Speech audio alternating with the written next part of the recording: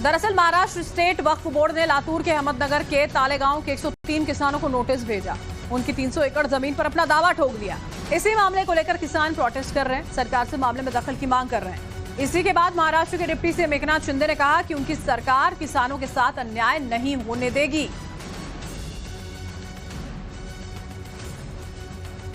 एकनाथ शिंदे का यह कहना है कि ये किसानों की सरकार है, किसी भी तरह से अन्याय किसानों के साथ नहीं होगा। वक्फ ने अब 300 एकड़ जमीन पर यहां पर अपना दावा ठोक दिया है, जिसको लेकर किसान जो हैं वो न्याय की मांग करते हुए नजर आए। देखिए, आपको मैं बताता हूँ, कोई भी किसानों के ऊपर अन्याय नहीं होगा। लातूर के हो या महाराष्ट्र के कोई भी किसान हो, ये किसानों की सरकार है। किसानों के पीछे पूरी ताकत से खड़ी रहेगी और किसी को भी बेघर नहीं होने देगी। महाराष्ट्र के लातूर में 100 से ज्यादा किसानों ने दावा किया है कि वक्फ बोर्ड उनकी पुश्तैनी जमीन को हड़पने की कोशिश कर रहा है। जिस जमीन पर ये किसान कई पीढ़ियों से खेती कर रहे हैं, उस पर भी वक्फ अपनी दावेदारी ठोक रहा है। पुश्तैनी जमीनें हैं, लगातार किसान यहां पर काम करते आए और अचानक से रातों रात वक्फ नोटिस भेज देता है और उसके बाद किसान ये आरोप लगा रहे हैं कि वक्फ की संपत्ति नहीं है, उनकी पुश्तैनी जमीन है। वक्फ की ये सरासर प्रयास है उनकी जमीनों को हड़प लेने के और साजिश उनके खिलाफ की जा रही है।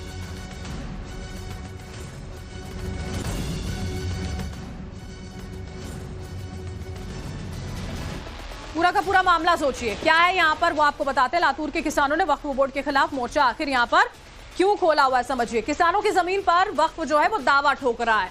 300 एकड़ जमीन है ये, जहां पर वक्फ यहां पर आ चला है और कह रहा है कि अब ये जमीन हमारी है। 300 एकड़ जमीन। लातूर जिले के 103 किसान जो हैं उनको नोटिस भेजा गया है। आपको बता दें, महाराष्ट्र स्टेट वक्फ बोर्ड की ओर से किसानों को यह नोटिस जो है वो भेजा गया है। किसानों ने वक्फ बोर्ड के दावे को सरासर गलत करार दे दिया। किसान कह रहे हैं यह दावा गलत है, जमीन पर कई पीढ़ियों से वो खेती करते आ रहे हैं और वो जमीन उन्हीं की है।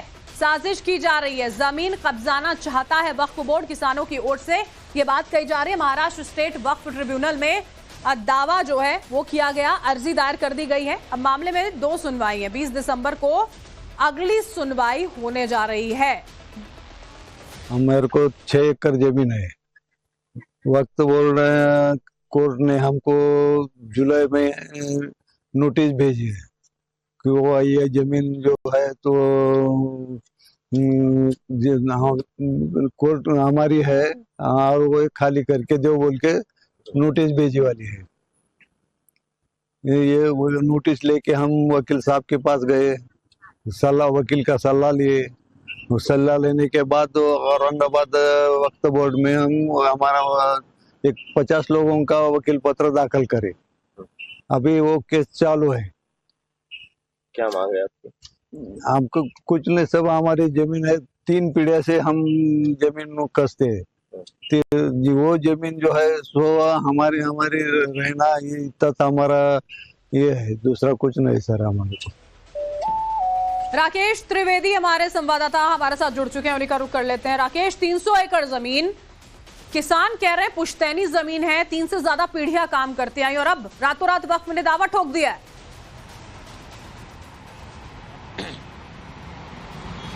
जी बिल्कुल, बड़ा ही चौंकाने वाला ये मामला सामने आया है और वक्फ ट्रिब्यूनल ने जो नोटिस भेजी उसमें साफ कहा है कि अगली सुनवाई में आपके पास जो कुछ दस्तावेज है वो आप दस्तावेज लेकर के आइए और आप साबित कीजिए कि ये आपकी पुश्तैनी जमीन है या नहीं। अगर आप तय समय सीमा पे दस्तावेज नहीं ला पाए, अपना दावा नहीं साबित कर पाए, तो इसके जिम्मेदार आप होंगे। यानी जो कई पीढ़ियों से यहाँ पे लगातार जो अपनी जमीन के ऊपर किसान जो खेती कर गए, उन्हें अचानक से अब ये दावा करना है, दस्तावेज दिखाना है कि जमीन उनकी है या नहीं है, वरना ये जो वक्त के कब्जे में जा सकती है, जिसको लेकर के पूरे गांव में, खासतौर से ये जो तले गांव है अहमदपुर तालुका का, उस पूरे गांव में काफी भय का माहौल है। किसान जो है वो डरे हुए हैं। सभी के घर में जो है चिंता जो है वो छाई हुई है। आए दिन वो वकीलों से बातचीत कर रहे हैं, उनका ओपिनियन ले रहे हैं, उन्हें अलग से वकीलों की फीस अदा करनी है। इस पूरे मामले पर अब जो राज्य सरकार है वो भी एक्टिव नजर आ गई है। एक तरफ हमें राजनीति दिखाई दी जहाँ पे एमआईएम के विधायक कहते हैं कि अगर दस्तावेज है तो दिखाने में क्या अर्ज है, वही दूसरी तरफ कांग्रेस ये हमला कर रही है कि ये किसानों की सरकार नहीं है। तो वही दूसरी तरफ सरकार पक्ष, खासतौर से बीजेपी और शिवसेना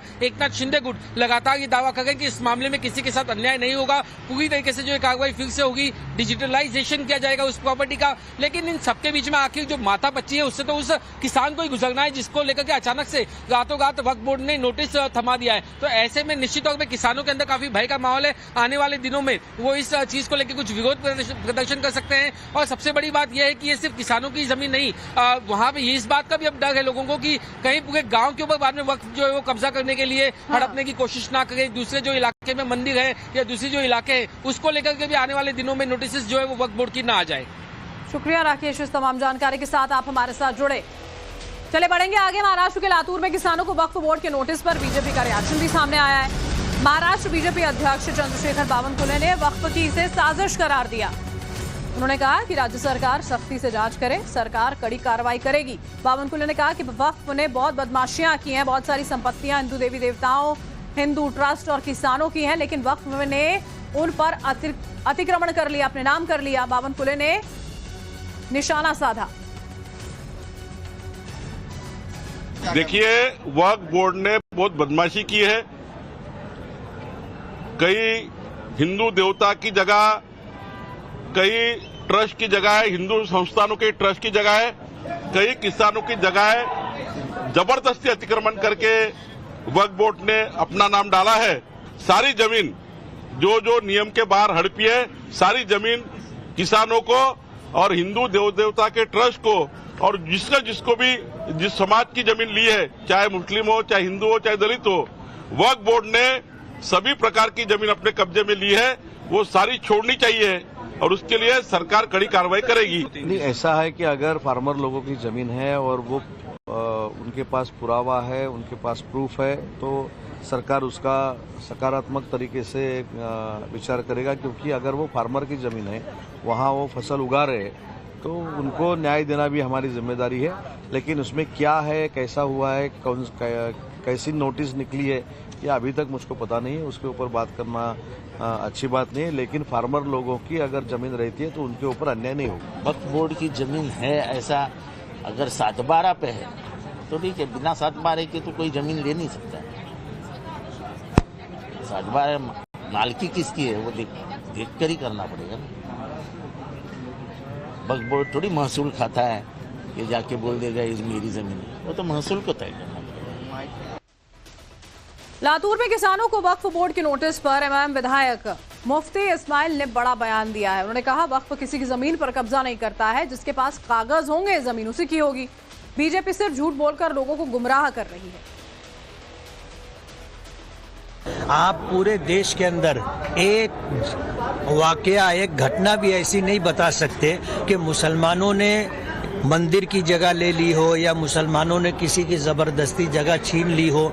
एक वाकया आप नहीं बता सकते, एक मिसाल नहीं दे सकते। लेकिन आज पूरे देश के अंदर मुसलमानों की मस्जिदों को लेकर, दरगाहों को लेकर जिस तरह का वाद खड़ा किया जा रहा है, सुप्रीम कोर्ट के चंद्रचूड़ साहब के एक फैसले की वजह से, अच्छी भली मस्जिद है, 700-800 साल पुरानी मस्जिद है, और इस बात का दावा किया जाता है कि वहाँ कभी मंदिर था, और सिर्फ था ऐसी एक बात कह करके जाते हैं और सर्वे कराने के लिए कोर्ट का आदेश लेकर के आते हैं। 10 से जायद हिंदुस्तान के अंदर इस तरह के मुकदमात चल रहे हैं। जाहिर बात है हमें सताया जा रहा है, हमारी जमीनों पर कब्जा करने की कोशिश की जा रही है। आज मुसलमानों ने किसी की एक इंच जगह ली हो तो वो बतावे, सिर्फ बोल देने से या सरकार के कह देने से वो सच तो नहीं हो जाता।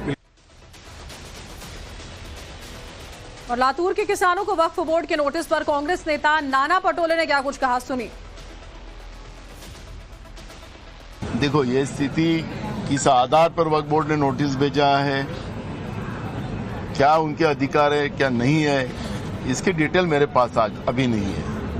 तो इसलिए मैं उस पर अभी चर्चा करना और उसका जवाब देना ये स्वाभाविक नहीं हो सकता है। मेरे पास डिटेल में मंगा लेता हूँ। अगर किसानों की जमीन है, वह खेती करते हैं और उनकी जमीन अगर वक्फ बोर्ड अपने कब्जे में लेना चाहती है, अगर 7/12 इनका किसानों का होगा, उनकी मालकियत होगी, तो ये वक्फ बोर्ड को वक्फ बोर्ड नहीं कर सकता। लेकिन मेरे पास डिटेल नहीं है, तो उस पर अभी मैं कोई वक्तव्य नहीं करूँ। और महाराष्ट्र में वक्फ बोर्ड के नोटिस का विरोध कर रहे किसानों ने धमकी यहां पर दे दी है। महाराष्ट्र के लातूर में किसानों ने आत्मदाह की धमकी दी है। सरकार से न्याय नहीं मिला तो आत्मदाह कर लेंगे। हमारे पास जमीन के पूरे कागजात हैं, किसान ये दावा कर रहे हैं। उनके अंदर आक्रोश है, उन्हें डर है और इसी वजह से इस तरह की बात उनकी ओर से कही जा रही है, उस खौफ के अंदर कि अगर हमारी सुनवाई नहीं हुई, हमें न्याय नहीं मिला तो हम आत्मदाह कर लेंगे। आम्हाला गेल्या 2-3 महिन्याच्या आसपास 103 लोकांना नोटीस आल्या। आम्ही आमचे पूर्ण कागदपत्र वकील लावून दाखल केलेले आहेत। आमच्याकडे बैनामी आहेत, 7/12 आहेत, फेरफार आहे आणि ते समोरच्याची कागदपत्र मागितल्यानंतर त्यांनी दाखल केलेली नाहीत अजून। वकिलांना आम्ही मागितलेले आहेत, त्यांना शासनाने यावर थोडंसं न्याय द्यावा आम्हाला। जर आम्हाला न्याय नाही मिळाला तर आम्ही आत्मदहन करण्याचा इशारा देणार आहोत त्यांना।